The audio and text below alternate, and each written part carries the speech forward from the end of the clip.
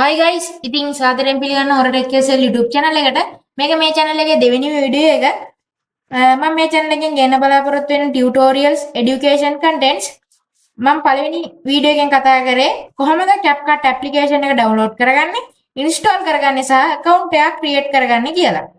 ඉතින් මම second episode එකෙන් කතා කරනවා CapCut application එකේ interface එක ගැන. එහෙනම් අපි වැඩි කතා නැතුව යමු වීඩියෝ එකට.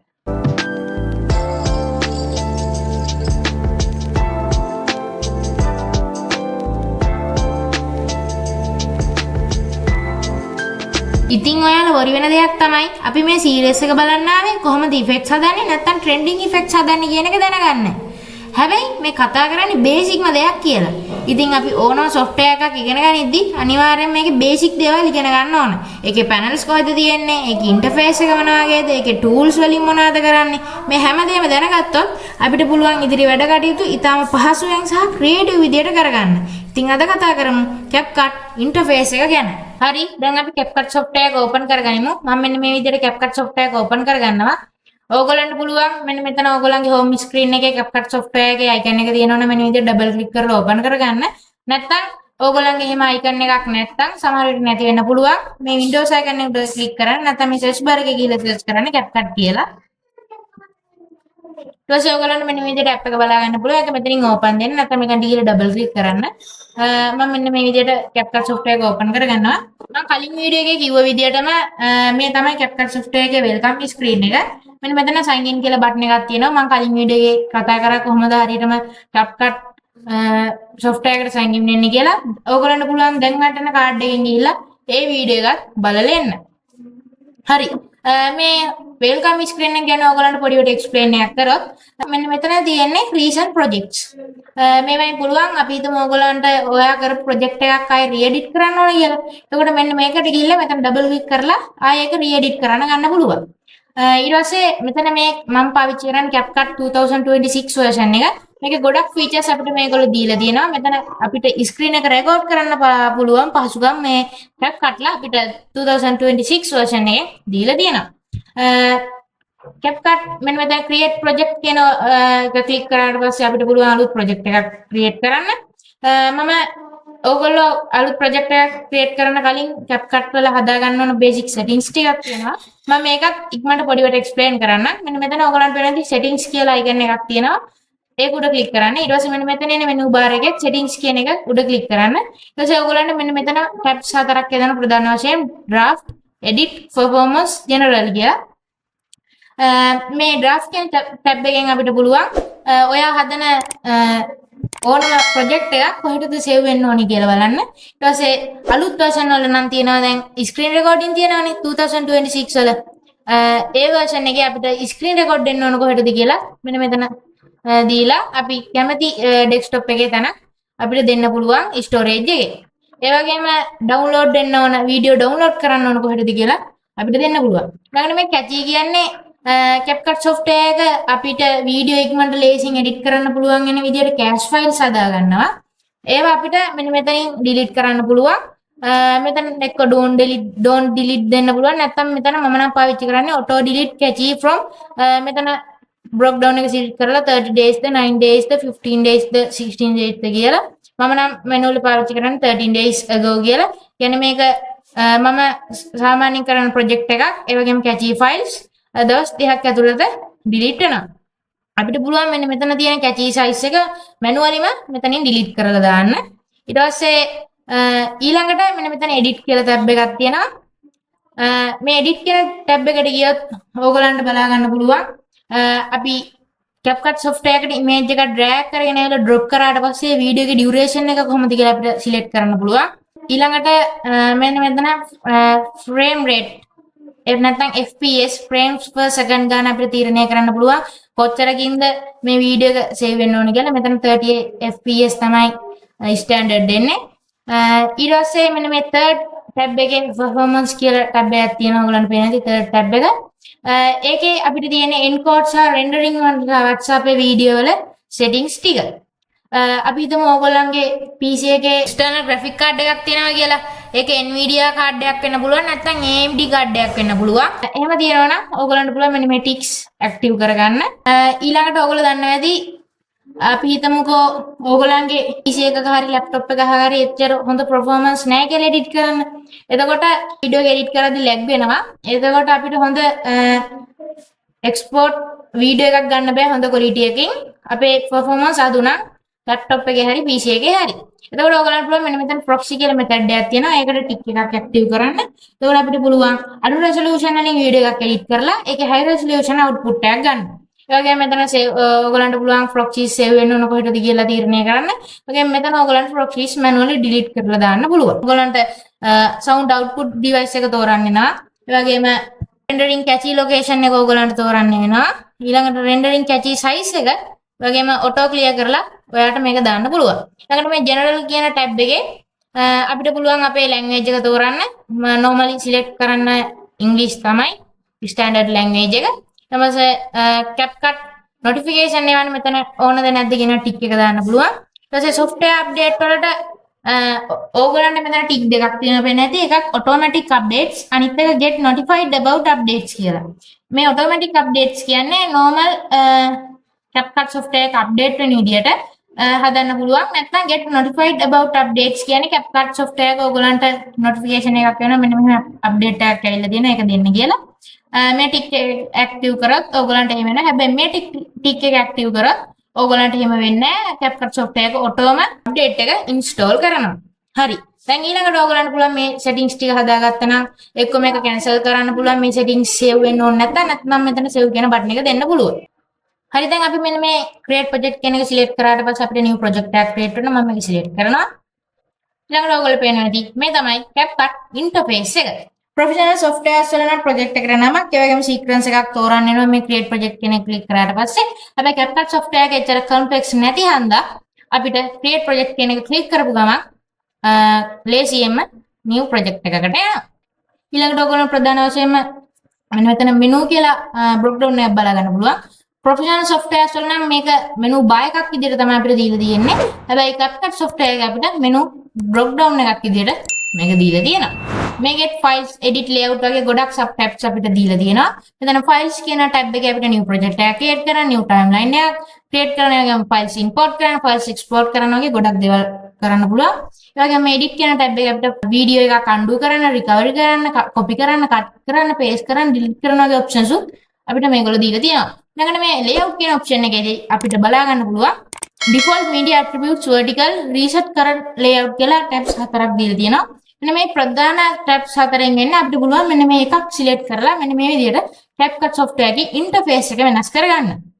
මම අනිවාර්යයෙන්ම ඔයගොල්ලන්ට මතක් කරගෙන ඉන්නවා ඔයගොල්ලෝ CapCut desktop version එක පාවිච්චි කරනවා නම් මෙන්න මේ presets දාලා බලන්න කොහොමද desktop version එක වෙනස් වෙන්නේ සහ ඔයාට ඒක වීඩියෝ එඩිට් කරන්න පහසුයිද කියලා. මම නම් default හොඳයි මම default ම තියනවා. ඊළඟට ඔයගොල්ලෝ ප්‍රධාන වශයෙන් මෙන්න මෙතන settings කියන මම අර කලින් කතා කරපු settings option එකක් බලා ගන්න පුළුවන්. හරි. ඊළඟට ඔයගොල්ලෝ ප්‍රධාන වශයෙන් මෙන්න මෙතන tabs ටිකක් දීලා තියෙනවා. media, audio, text, stickers, effects, transitions, captions, filters, adjustments, templates ඒවට කියලා. මේ tabs වලිනුත් අපිට වීඩියෝ එඩිට් කරන්න ගොඩක් ලොකු help එකක් දෙනවා.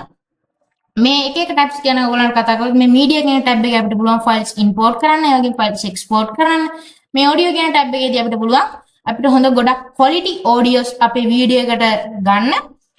මේ audio ගැන කතා කරද්දී විශේෂයෙන් මතක් කරලා ඉන්නවා ඔයගොල්ලෝ වීඩියෝ හදන TikTok වගේ platform එක නම් කමක් නැහැ මේකෙන් CapCut software එකෙන් audio track ගත්තට. හැබැයි ඔයගොල්ලෝ වීඩියෝ හදන Facebook හරි YouTube හරි වගේ platform එක නම් අනිවාර්යයෙන් මතක් කරලා ඉන්නවා ඒකෙන් වීඩියෝ ගන්න එපා. මොකද copyright issues එන්න පුළුවන්. මෙන්න මේ text කියන එකේදී අපිට පුළුවන් default text එකක් create කරන්න. ඊට පස්සේ මේ stickers වලදී අපිට පුළුවන් හොඳ stickers ගන්න. CapCut software එක දීලා තියෙන. මේ effects වලදී අපේ වීඩියෝ වලට හොඳ effects ගන්න පුළුවන්. ඊළඟට අපිට වීඩියෝ edit කරද්දී වැදගත්ම දෙයක් තමයි transitions කියන්නේ. අපිට CapCut software එක හුඟක් මෙන්න මේ විදිහට ගොඩක් inbuilt transitions දීලා තියෙනවා. ඊළඟට මෙතන captions tab එකේදී අපිට පුළුවන් auto captions කරන්න අපේ වීඩියෝ එකක්. ඒ වගේම මේ filters tab එකේ අපිට වීඩියෝ එක විවිධ colors grading වලට දාගන්න පුළුවන්. ඊළඟට මේ adjustment කියන tab එකේ අපිට පුළුවන් අපි blur වෙලා වගේ තියෙන වීඩියෝ එකක් නැත්නම් image එකක් තියෙනවා අපිට පුළුවන් මේක software එකට දාලා manual color grading එකක් කරගන්න. මම manual color grading එකක් කරන ගැන ඉස්සරට වීඩියෝ එකක් ගේන්න. ඊළඟට මේ ටෙම්ප්ලේට්ස් කියන ටැබ් එකේ අපිට CapCut ලා ඉන්බිල්ඩ් හොඳ මෙන්න මේ විදිහට ටෙම්ප්ලේට්ස් දීලා තියෙනවා. මෙන්න මේ AI award කියන එකේ අපිට පුළුවන් CapCut ලා AI award එකක් ක්‍රියේට් කරන්න පව chance එක දීලා තියෙනවා. හරි. ඊළඟට ඔයගොල්ලෝ පේනති මෙන්න මේ වෙන වෙනම tabs වල import media දැන් media tab එකේම import media sub project viewers generate spaces library වගේ ගොඩක් sub tabs බලා ගන්න පුළුවන්. ඒක අපිට දැන් audio වල import viewers ඒ වගේම sound effects ඒ වගේම text වල add text viewers text effects text templates ඒ වගේ stickers වල viewers ඒ වගේම මේ කාලේ trending and effects වෙන වගේම shapes වගේ ගොඩක් tabs දීලා තියෙනවා අපිට edit කරන්න පහසුවට. ඊළඟට අපි හිතමුකෝ දැන් ඕගොල්ලන්ට මේ CapCut software එකට වීඩියෝ එඩිට් කරන්න අවශ්‍ය වීඩියෝ එකක් හරි ඔඩියෝ එකක් හරි ඉමේජ් එකක් හරි ගන්න ඕනේ කියලා. එතකොට ඕගොල්ලෝ මෙන්න මේ effects හරි stickers හරි text හරි මොනම හරි tab එකක ඉන්නවනම් switch වෙන media tab එකට මෙන්න මෙතන media කෙනෙක් click කරන්න. ඒක click කරාට පස්සේ ඕගොල්ලෝ මෙන්න මේ import කියන එකේ ඉඳලා ඔයගොල්ලන්ට පුළුවන් files අපේ CapCut software එකට import කරගන්න. මේ library කියන section එකේ අපිට වැදගත්ම section එක තමයි මේ library section එක. මේකෙදී අපිට ගොඩක් templates දීලා තියෙනවා. මේ subscribe button එක වගේ templates videos ගොඩක් හොඳට create කරන්න. හරි දැන් අපි මෙන්න මේ import කියන tab එකට switch වෙලා මෙන්න මෙතන import කියන click කරාට පස්සේ අපිට මෙන්න මේ විදිහට අපේ storage එක වෙනවා. අපිට පුළුවන් කැමති file එකක් select කරලා මෙතනින් open දෙන්න. මම සුපුරුදු විදිහටම කරන්නේ මෙන්න මේ විදිහට මගේ files තියෙන tab එක extra open කරලා ඒකේ ෆයිල් එක මෙන්න මේ විදිහට drag කරගෙන ඇවිල්ලා මේ media pool එකට drop කරනවා. මම මෙන්න මේ විදිහට මගේ audio track එකකුත් මේ විදිහට drag කරගෙන drop කරනවා. මේ තමයි media pool එක. මේකෙදී අපිට පුළුවන් අපේ video edit කරන්න අවශ්‍ය සියලුම videos එකේ audio tracks මෙන්න මේ media pool එකට තමයි අපි import කරගන්නේ. ඊළඟට ඕගොල්ලන්ට ප්‍රධාන වශයෙන් කතා කරන්න දෙන්නේ මෙන්න මේ timeline එක ගැන. මම මෙන්න මේ විදිහට ඕගොල්ලන් timeline එක ගැන කියලා දෙන්නේ මේ වීඩියෝ එක drag කරගෙන මේ timeline එකට drop කරනවා. ඔයාලා පේනවාද මෙන්න මේ විදිහට වීඩියෝ එක මෙතෙන්ට ගියා. මෙන්න මෙතන ලොකු screen එකක් තියෙනවා. මේකට අපි කියන්නේ CapCut software එකේදී වගේම ඕනම software වලදී program monitor එක කියලා. ඒක ඕගොල්ලෝ එච්චර ලොකුවට හිතන්න එපා. ඕගොල්ලෝ හිතන්නකෝ preview panel monitor එක කියලා. හැබැයි ගොඩක් complex softwares වල නම් මෙන්න මේ විදිහට මෙතන monitor එකකුත් මෙතන මෙන්න මේ වගේ monitors දෙකක් බලා ගන්න පුළුවන්. ප්‍රධාන වශයෙන් monitors දෙකකින් කරන්නේ අපි හිතමුකෝ වීඩියෝ එකක් ටයිම්ලයින් එකට ගේන කලින් අපි ඒක ප්‍රීවියු එකක් බලා ගන්න ඕනේ කියලා. ඒකට අපිට ඒක ඩබල් ටැප් කරලා ඉවරලා මෙන්න මෙතන තියෙන ස්ක්‍රීන් එකෙන් ඒක බලා ගන්න පුළුවන්. ඒකට තමයි අපි කියන්නේ source monitor එක කියලා. ඊළඟට අපි හිතමු අපි ටයිම්ලයින් එකට ගෙනාවා අපි ටයිම්ලයින් එකට ඒ වීඩියෝ එක හරි ඔඩියෝ එක හරි ගෙනාවට පස්සේ අපිට පුළුවන් ඒකේ ප්‍රීවියු එකක් බලා ගන්න මෙන්න මෙතන තියෙන මොනිටර් එකෙන්. ඒක තමයි program monitor එක කියලා කියන්නේ. හැබැයි අපිට CapCut software එකේ දෙකම මේකෙන් කරගන්න පුළුවන්. අපි හිතමු ටයිම්ලයින් එකට ගේන කලින් ඕන මේකක ප්‍රීවියු එක බලා ගන්න ඕන කියලා. එතකොට මෙන්න මේ විදිහට ඒක ඩබල් ක්ලික් කරන්න. එතකොට ඔයගොල්ලන්ට ඒකේ ප්‍රීවියු එකක් බලා ගන්න පුළුවන්. මම මේ විදිහට මෙන්න මේ ඔඩියෝ එකත් drag කරගෙන යලා drop කරනවා. මම ඊළඟ වීඩියෝ එකේ ඔයගොල්ලන්ට කියලා දෙනවා කොහොමද හරියට basic edit එකක් කරගන්නේ කියලා. මම මේ panels explain කරගෙන යන ගමන්. හරි දැන් ඔයගොල්ලන්ට වෙන්නේ නැති මම මෙන්න මේ විදිහට audio tracks එකකුයි ඒ වගේම වීඩියෝ එකකුයි timeline එකට drag කරගෙන යලා drop කරා. ඊළඟට අපි දැන් ප්‍රධාන වශයෙන් program monitor එක ගැන, ඒක media pool එක ගැන සහ timeline එක ගැන කතා කරා. දැන් අපිට කතා කරන්න තියෙන්නේ මෙන්න මේ control panel එක ගැන. අපි හිතමු ඔයගොල්ලන්ට control panel එක ගන්න ඕන නම් ඔයාට edit කරන්න ඕන වීඩියෝ එක හරි ඔඩියෝ එක හරි select කරන්න. මම මේ විදිහට මේ වීඩියෝ එක select කරලා පස්සේ ඔයගොල්ලන් බලන්න මෙන්න මෙතන අපේ control panel එක අපි එවුණා. මේ control panel එකෙන් අපි ප්‍රධාන වශයෙන්ම කරන්නේ ඔයගොල්ලන්ට වීඩියෝ එක position එක වෙනස් කරගන්න ඕන, වීඩියෝ එක rotate කරගන්න ඕන, වීඩියෝ crop කරගන්න ඕන, වීඩියෝ එකේ speed එක වැඩි කරගන්න ඕන, වීඩියෝ එකකට animation එකක් දෙන්න ඕන.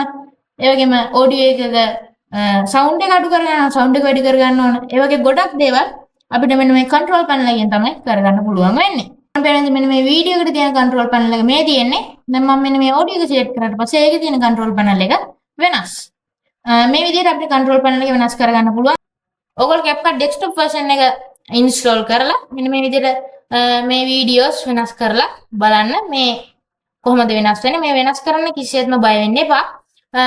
මම ඊළඟ වීඩියෝ එකෙන් කියලා දෙනවා කොහොමද හරියටම CapCut එකෙන් basic edit එකක් කරන්න කියලා. මම චූටි දෙයක් කියලා දෙන්න. අපි හිතමුකෝ ඔයා දන්න විදියට CapCut software එකෙන් වීඩියෝ එකක් edit කරනවා. කොහොමද මේක export කරගන්නේ? ඒක එක්ස්පෝර්ට් කරගන්න ඕන. ඔයගලන්ට පුළුවන් මෙන්න මෙතන එක්ස්පෝර්ට් කියලා බටන් එකක් තියෙනවා. නැත්නම් මෙන්න මෙතන මෙනු ඩ්‍රොප් ඩවුන් එක සිලෙක්ට් කරන්න. ඒකේ ෆයිල්ස් කියන තැන ඔයගලන්ට පේනවා මෙන්න මෙතන එක්ස්පෝර්ට් කියලා තියෙනවා. ඔයගලන් මෙන්න මෙතන එක්ස්පෝර්ට් කියන එක සිලෙක්ට් කරන්න. ඊට පස්සේ ඔයගලන්ට ඊට පස්සේ ෆයිල් එකට නේම් එකක් දෙන්න පුළුවන්. ෆයිල් එක එක්ස්පෝර්ට් වෙන්න ඕන කොතනද කියලා සිලෙක්ට් කරන්න පුළුවන්. ඒ වගේම ෆයිල් එකේ රිසොලූෂන් එක, ෆෝමැට් එක, ෆ්‍රේම් රේට් එක, ඒ වගේ ගොඩක් දේවල් අපිට මේකේ සිලෙක්ට් කරලා මෙන්න මෙතන එක්ස්පෝර්ට් දෙන්න. හරි. දැන් මම මෙන්න මේ විදිහට මේක කැන්සල් කරනවා. අද වීඩියෝ එකෙන් ඔයගලන්ට ගෙනාව CapCut ඉන්ටර්ෆේස් එක ගැන. අපි ඊළඟ වීඩියෝ එකෙන් කතා කරමු CapCut එකෙන් කොහොමද බේසික් එඩිට් එකක් කරගන්නේ කියලා. දැන් අදට මේ වීඩියෝ එක ඉවරයි. ඔයගලන්ට සුබ දවසක්.